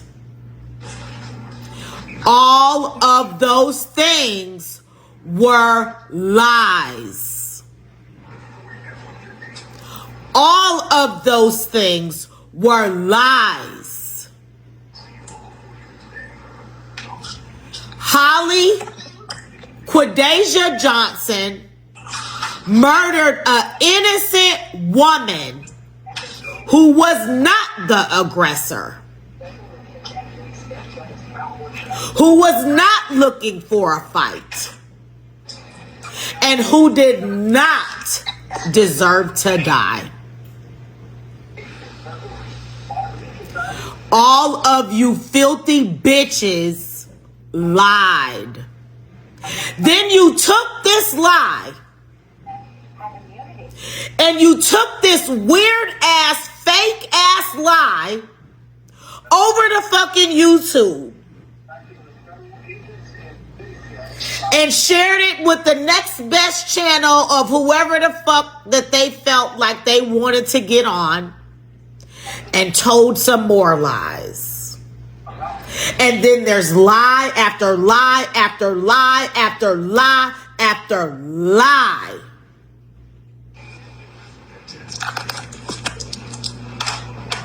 Lie after lie after lie. Guess who let it go on? Not only the family of Quadejah Johnson allowed it to go on. Nobody wanted to talk any sense into anybody. But Carlos let that shit go on. He knew the truth. So what is Carlos in court crying for? Cry a fucking river, dude. Cry a river. You're still alive. Holly's still alive. The child that was in the midst of the crime is still alive. So what the fuck you crying for?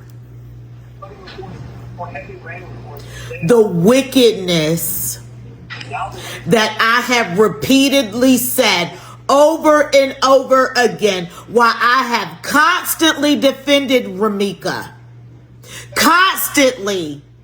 And you know the part that pisses me off the most is hearing her say, Holly, tell Romica, I'm gonna shoot you in the face, bitch. And actually did it. You guys over there who started with these lies, I can't even feel bad for what type of wickedness that you brought up on your own life. Even the Bible says that the wicked will be destroyed. And y'all want to play filthy, dirty games. You want to lie on an innocent woman who was murdered by a drama queen instigator, envious, immature little girl who is locked up and ain't getting out. Everybody, we haven't got a conviction yet. Okay? We don't have a conviction yet. We don't need a conviction to know that you bitches been lying this whole entire time.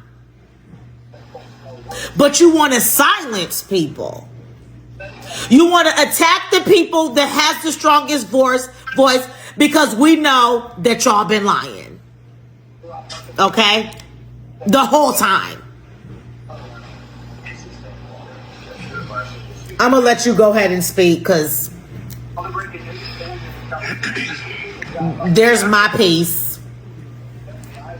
I'm just going over all the notes that I have so I can make sure that that I said everything and that everybody could understand. I know I was jumping here, there, everywhere. But everyone was saying they appreciated you. Thank you. And they thank you. And everyone's multiple people said that they could understand. And one of the I left that out. One of the officers that was on the scene was there. He wasn't, litigating or in, but he was present. He was there, and one was on FTO. Some police alphabet, y'all. Yeah. But it's like a lead, and he'll be back next week Tuesday, and they're gonna get some more information from him. The video, probably videos and stuff like that. The I would never, I think that proves that, if you say Romica was, that goes against the order as well, even though it was no order in place. But it just goes against it in a way of saying, like, if you get in the order, you was at every court date and you feared for your life, this, that, another. 1 year at her school, then 2, how would you know what Romica, when she posts, she never say or touch bases on what you're seeing on your page. But when we go on Holly's page, we see her addressing every post that Romica put on her page. She's mocking like everything that Romica's saying. So that's evidence as well. I think I touched bases with everything, y'all. If you don't understand something that I said, like I said, I apologize. I was everywhere. I've been trying to get this out all day, and I think I'm just was so excited. It was beautiful. It was amazing and exactly what we needed.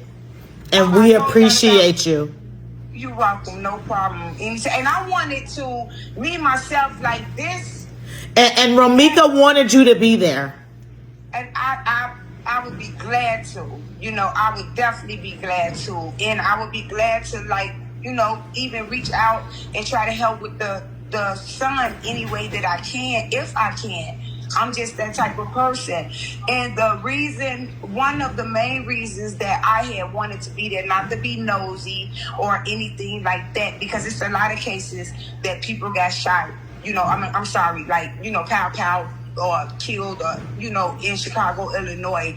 But, Romica is like, she's a sister, not my sister, but she's a sister through Christ. She's a young lady. She's our little sister. People don't understand. Yeah, you could pretty much dictate her life through her Facebook and her social media. Just how much she loved. Like, it interrupted my spirit. And I have never seen this girl besides, when this happened, September the 8th. I have never seen this girl. I don't know her or Holly for a can of paint. I don't take sides. I don't point the finger, but the evidence was presented today. And the whole time, Romica had her arms folded. The camera showed that. She never walked towards Holly. She never provoked Holly. Holly already shot a threat to her twice. Bitch, I'm going to shoot you in the face. So whatever threat that Romica made over the phone, this was your first time seeing her, and the only solution to the problem that you thought that you had. She ain't had no problem then. She got a big problem right now. The problem that you thought you had, you figured out your own solution to it. And that was to take somebody's sister, somebody's friend, somebody's daughter, somebody's daughter. And then you didn't even care about the fact that her son was like literally right across the street from her. Like, were you late? Could have been looking out the window. I mean, I'm just saying. Anything. Like, and you have all you could, like, all you can do after you did that is to go on Facebook and do your I would never. I don't know if don't quote me, y'all. I'm just saying, I don't know if that was before or after, because I don't keep up with Holly stuff. So I don't know if that was, I seen it, but I just didn't go on her page to try to investigate. I wanted to be in that courtroom where all the proof was going to be laid out. Not allegedly. This is proof that I heard with my own ears. I looked and seen, I can describe everybody that was there with my own eyes. I have no reason to take sides. I got the notes, they scribble. It's going to look like I would probably need to be in school with her son when you see the handwriting on these scripts I was trying to write so fast. But you can't, I can take it, you can take the paper and ball it up. You can't take it out of my memory. Yeah. And I could tell that you really were, you're invested in this. You are serious. We are all invested in this. That hit so close to home. You know, you think when it hit close to home, like, oh, it came in my family. Like, COVID came in my family, and the flu virus came in my family. Like, no, that hit, I mean, to the core, like a scalpel. I shed some tears when I seen that go across the news. And then all the backlash, you know, that, like, you just know that the baby father is having certain people to put up and this, that, another. Like, I dare you. After this girl, not just bear 10 years plus with you, probably, even 8 years plus, so that I don't be wrong. We're just going to go 7 years plus with you. And she bared your first son. She made you the man. She made you a father. You're a bodybuilder. You worked out, I worked out. So I know my little self has strength that you won't look at if you see my body. You can see the abs. You can see the muscles. You train people. You help people get their body to where your body is. You help people. You give people regimens of how to eat. I just couldn't. I took off work 2 days. I love you for that, girl. I swear, I gotta take you on a vacation because I took off work. Y'all, I'm so like shocked at what you said, and that the shoot in the face part blew me.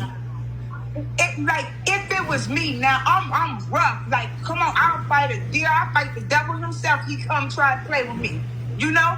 But just to put it out there, me, I'm my first time seeing you. First off, my problem is not with you. It's with him. We share him. My loyalty is not in you. It's in him.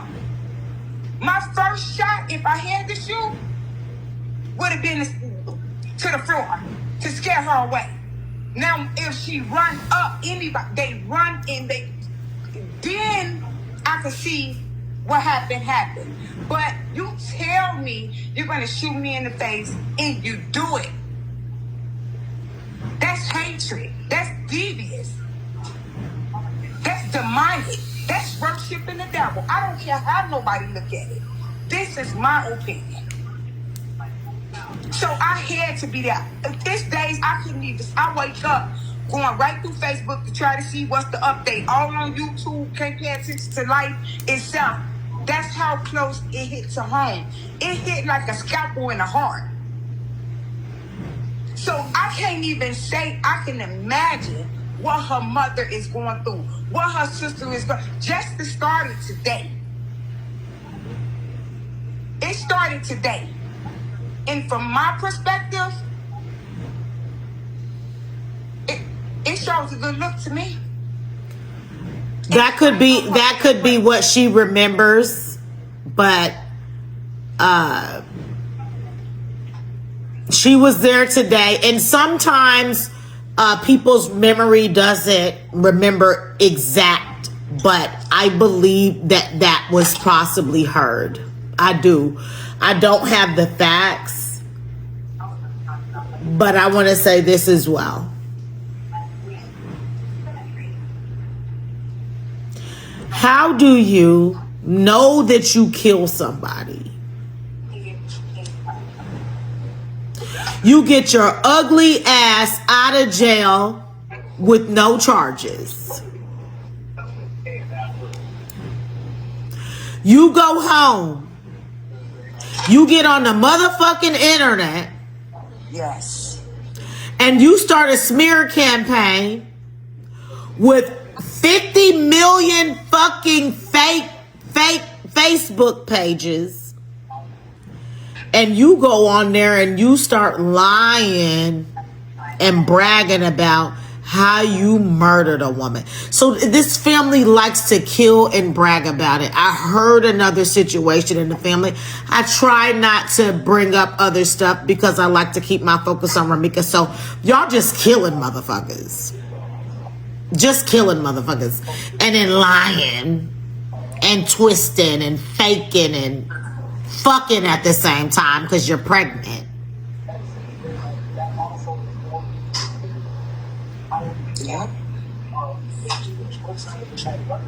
There is no way in hell this woman needs to be released from jail. If you could literally get released from a morning of having blood all on your fucking feet, blood all on your hands, and you get your ass home and you get on the internet and you start talking shit about the woman that you killed. Almost immediately. Got the whole world stressed, upset, thinking that you're about to just walk free from the murder of a beautiful woman. All of you fake bitches on YouTube, yeah, you deserve to look stupid today. And whatever God got coming for you, you deserve it. For doing that to her, for lying on her name, for being wicked, for being evil, for being fake as fuck, for views. Fake as fuck for views. You leave a child without his mother. And you're on fucking YouTube snickering and laughing and faking it and saying, oh yeah, she deserved it. She should have went on home or to work. Why did she stop? She would still be living if she would have stopped. You know what? If Quadejah Johnson wasn't a fucking idiot, she wouldn't be sitting in jail right now. So who shouldn't have did what? I was told by a reliable source that the feds was taking over the case. So that means that any and everybody that had something bad that was a part of that smear campaign, you better watch out. Because we done already told them stuff. Got the receipts. You dumb bitches lied on Romica Blackmon for a little bitty fucking check, a few little crumbs. You lied on an innocent woman. You stole a child's mother over lies.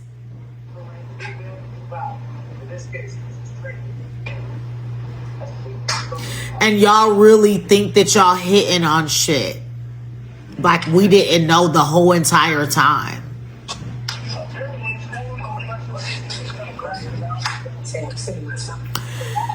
I feel sorry for you stupid bitches. You got the floor back, sweets. I don't know if I said when Ari, I'm looking over my notes, I see little pieces that I probably left out. It's just minor ones though. Ari was litigated and she was trying to give Holly credit. She also stated that Holly had never been arrested. And we all know that she was arrested in, what was it, Lake County for theft? So she also said that she never been arrested. She never had no interactions with the police.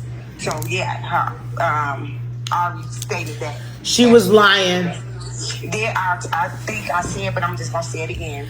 I guess lawyers got permission to lie. Carlos won't understand anything. He was out there with us, but they also caught him already in a lie through the police report from the footage that Ari presented, that the state didn't even have. When he said that his statement was, the state read it off. Witness number 1, which is Carlos Smith, I believe. That's his last name. Keep talking. Carlos said that Meeks was the aggressor. She walked up to Holly and provoked Holly and swung at her and then hit her. The footage showed that Romica never walked up to Holly. She never swung at her and she never hit her. Because Romica, remember y'all, Romica was in a headlock. Because Carlos was pushing the door on. First, he was pushing her in the car. Romica kind of got in the car like with one leg in, one leg out, and then got back out because Holly was approaching her, walking towards the middle of the street, towards Romica area.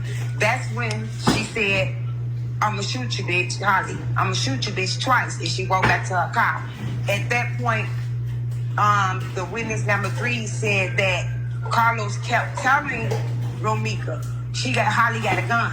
Holly got a gun. Holly got a pow-pow. I'm sorry. Holly got a pow-pow. Holly got a pow-pow. And I'm assuming that Romica refused to get back in the car. That's what provoked him to put her in the headlock. And so when she came out the headlock, right, like a split second, Holly was already right there. And boom. Yeah. I don't know if I stated that part, but yeah. And since she's quiet for a moment, all the motherfucking lies. And that's why the judge say witness number 1. Okay, so I was skipping over everything. Guys, I'm trying to put it like together so I can have a better understanding here. So that's why the judge, I think somebody questioned me on this, Cecilia or somebody. So that's what she was talking about. So that's why the judge said that witness number 1, when Ari was trying to get him to understand and give him facts, that witness number 3 wasn't credible because she couldn't see and she couldn't hear. The judge let her know witness number 3 is credible because she is right there. And even if she had on 1, she is right there. It is possible for her to see what's going on. Then 2, how do you know, or any of us know, if them noise cancellations, how do you know that they beat? How do you even know that they he say witness number 1 is biased. That's the word he used. And not credible. Because we already know that, about his background and who said this? The judge. This the judge talking to Ari. He said witness number 1 is not credible due to his background. He laid a couple of things out, and he said, and he is biased due to the fact that he already made a false statement in the police report. How the judge know that? Because he's looking at the footage that Ari presented to him. When Carlos said Romica was the aggressor, Romica swung and then she hit Holly. It never happened. It's impossible for her to hit Holly when she's in a headlock. I mean, yeah, it's impossible for Romica to hit Holly if Romica is in a headlock. And when Romica raised up the first time she break her loose, remember her arms was spleen, meaning that her arms was wiggling around Carlos' body, trying to wiggle out, like witness number 3 said in her statement that's going viral. So that did happen. What didn't happen is Romica never approached Holly. She never swung at Holly, nor did she ever hit Holly. So, according to the motion that I breezed over, Attorney Murray was trying to say that Carlos was the mastermind and also that he was the aggressor. Okay? So if the judge said that witness number one wasn't credible, then it's going to be hard to sell the idea that Carlos was responsible for this whole entire thing.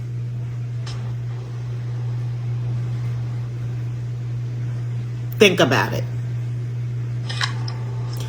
If witness number one goes bye-bye because he's not credible, he's a fucking liar, and he's weird as fuck,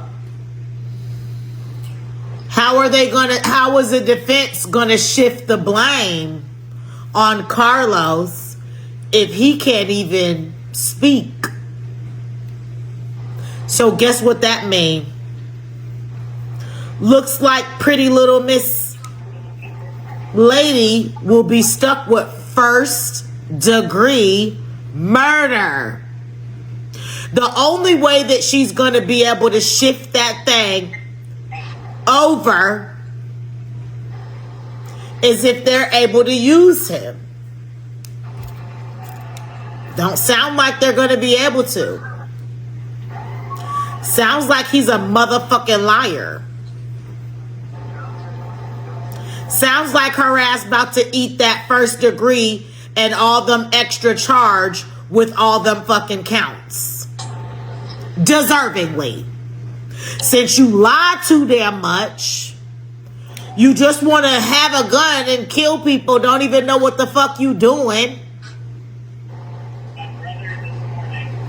A fucking psychopath, a terrible parent, pregnant again.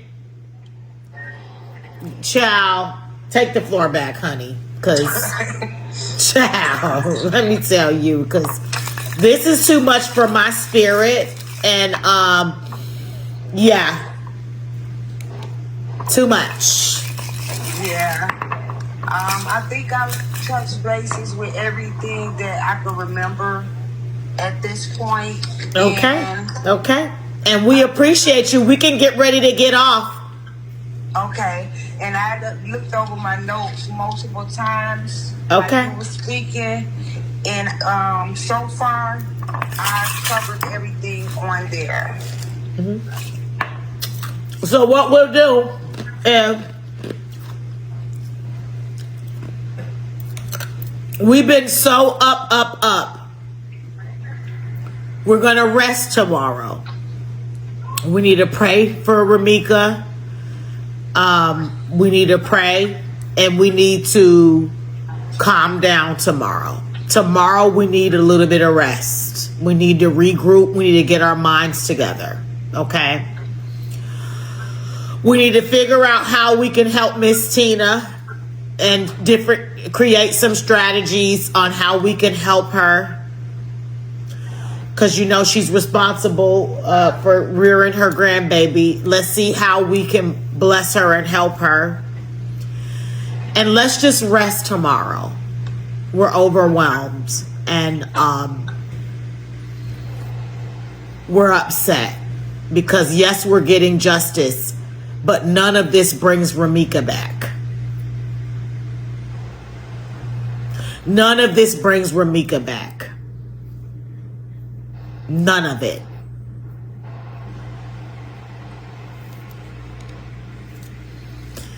And this is terrible.